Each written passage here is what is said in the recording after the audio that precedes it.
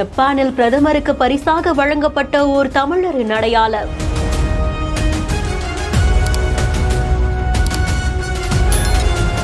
இந்த சிகப்பு பொக்கிஷத்துக்குள்ள இப்படி ஒரு விஷயம் இருக்கா?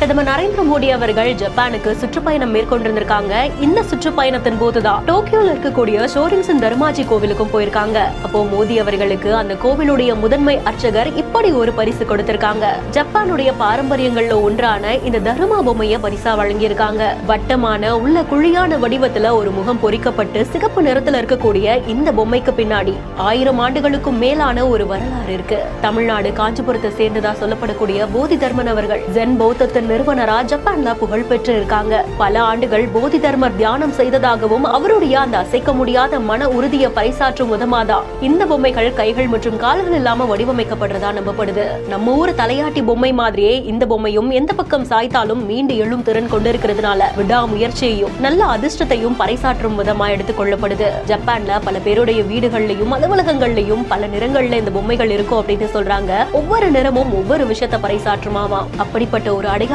தான் பிரதமர் மோடி அவர்களுக்கும் ஜப்பான்ல பரிசா வழங்கப்பட்டிருக்கு. ஜப்பானுக்கும் இந்தியாவுக்கும் இடையில 1000 ஆண்டுகளுக்கு முன்னாடி இருக்கக்கூடிய அந்த தொடர்பை பிரதிபலிக்கும் விதமாகவும் இரு நாடுகளுக்கும் இடையில இப்போ இருக்கக்கூடிய நல்லெண்ணத்தை காண்பிக்கும் விதமாகவும் இந்த பரிசு வழங்கப்பட்டிருக்கிறதா சொல்றாங்க. இந்த செய்தி பற்றிய உங்களுடைய கருத்துக்களை கமெண்ட் செக்ஷன்ல சொல்லுங்க. மேலும் வீடியோஸ்க்கு பிஹைண்ட் இட்ஸை ஃபாலோ பண்ணிக்கோங்க. செய்திகளை வழங்குவோர் MCR pure cotton club, doctor Sreevarma wellness மற்றும் லெட்ஸ் கோ ஹாலிடேஸ்.